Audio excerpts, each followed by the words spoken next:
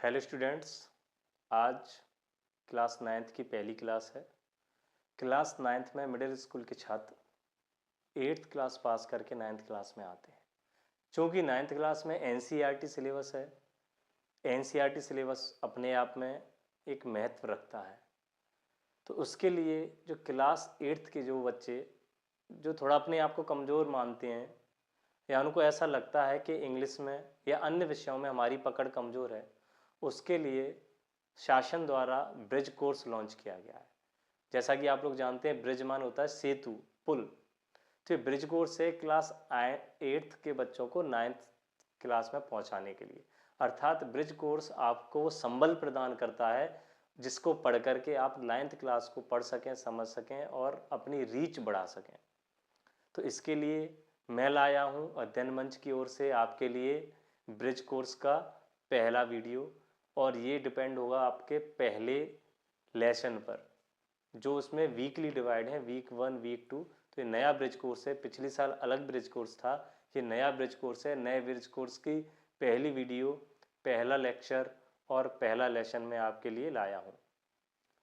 Ninth class के बच्चों के लिए बहुत उपयोगी साबित होगा। और ये बात दिमाग में हमेशा रखिए कि नाइन्थ क्लास में हमको टेंथ क्लास का नहीं पढ़ना है, नाइन्थ क्लास में नाइन्थ क्लास का ही पढ़ना है।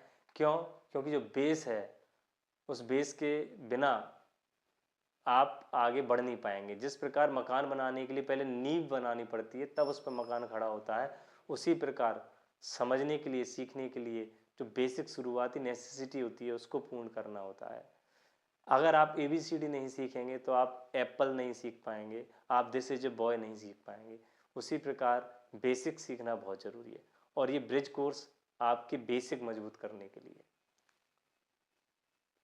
क्लास नाइन्थ के बच्चों के लिए है, ब्रिज कोर्स है। ठीक है बेटा, आगे बढ़ते हैं हम अपने ब्रिज कोर्स पर।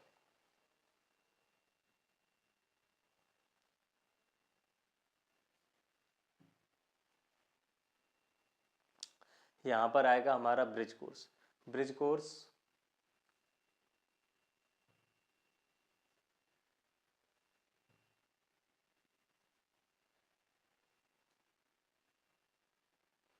ब्रिज कोर्स में जो पहला चैप्टर है वो है आंट एंड डव का। आंट माने चींटी होती है और डव माने सफ़ेद कलर का कबूतर होता है। सफ़ेद रंग के कबूतर को डव कहते हैं। डव का सावन भी आता है, उसमें कबूतर छपा हुआ रहता है, वही डव है, सफ़ेद कबूतर। ये ब्रिज कोर्स है। ब्रिज कोर्स 2026-27 नहीं, सत्र 2026-27 के लिए ब्रिज कोर्स डिजाइन किया गया है, आपके लिए ही। Right.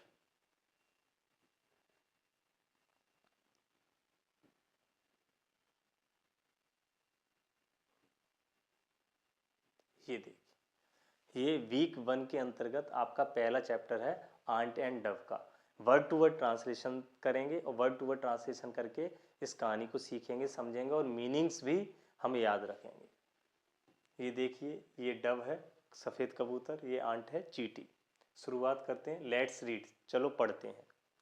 N ant a dove were good friends.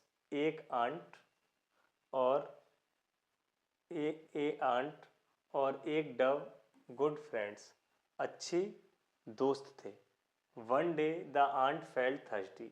एक दिन आंट को थर्स्टी महसूस हुआ, प्यासा महसूस हुआ। क्या महसूस हुआ? प्यासा महसूस हुआ। It went to a stream to drink water. वो स्ट्रीम यानी कि धारा, पानी की धारा में पानी पीने के लिए जाती है। Suddenly a strong wind carried it away and it began to drown. अचानक से एक तेज हवा आती है। स्ट्रॉन्ग माने तेज, विंड, स्ट्रॉन्ग का शाब्दिक अर्थ मजबूत होता है, लेकिन यहाँ पर तेज हवा। विंड माने हवा, तेज हवा आती है और आंट को हवा में उड़ाते हुए ले जाती है और वो स्ट्रीम में चली जाती है। इट बिगेन टू ड्रॉन, और वो डूबना शुरू कर देती है। The Dove was sitting on a tree. जो डव होती है वो ट्री पर बैठी होती है, पेड़ पर बैठी हुई होती है। ये दिख रहा है आपको, ये देखिए, ये कहाँ पर बैठी हुई है? ट्री पर बैठी हुई है dove. It saw the ant drowning. वो देखती है कि आंट जो चींटी है वो डूब रही है। It took a leaf and drop it near the ant. वो एक पत्ता लेती है, उस पत्ते को स्ट्रीम में गिरा देती है। The ant climbed on the leaf, और वो चींटी है जैसा कि आपको दिख रहा है इस पत्ते पर चढ़ जाती है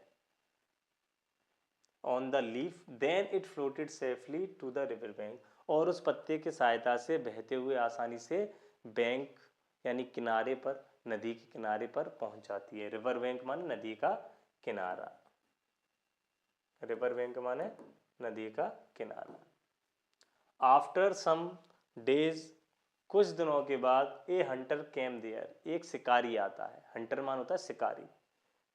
ही हैड ए गन, उसके पास एक गन होती है।